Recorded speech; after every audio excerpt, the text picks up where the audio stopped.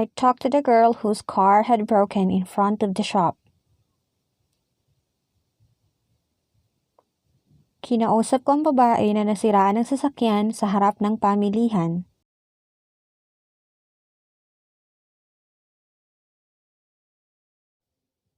Mr. Kim, who is a taxi driver, lives in Makati City.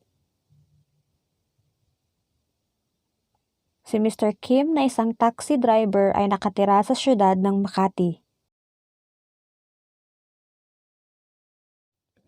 I live in a house in Batangas which is nearby the bay.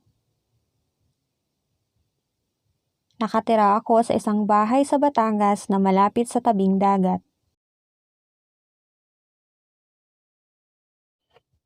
She is the girl who comes from Spain. Siya ang babae na galing sa Espanya.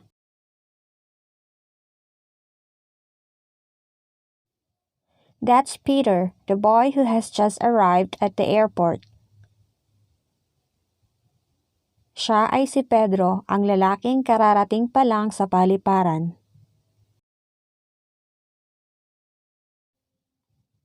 What did you do with the money which your money lent you?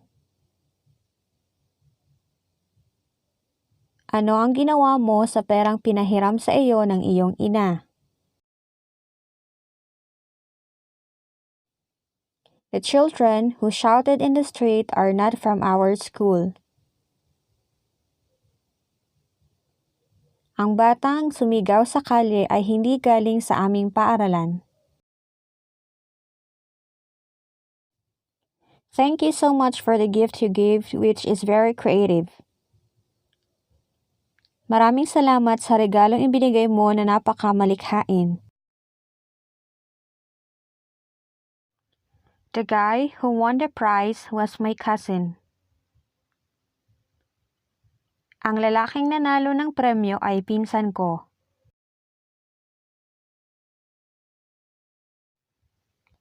The car whose driver is a young man is from Canada.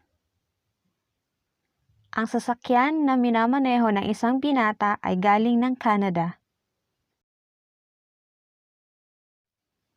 Dave Smith, whose father is a fisherman, is the newly elected president. Si Dave Smith na anak ng isang mangingisda ay ang bago inihalal na presidente. Thanks for watching! Don't forget to like, share, and then subscribe.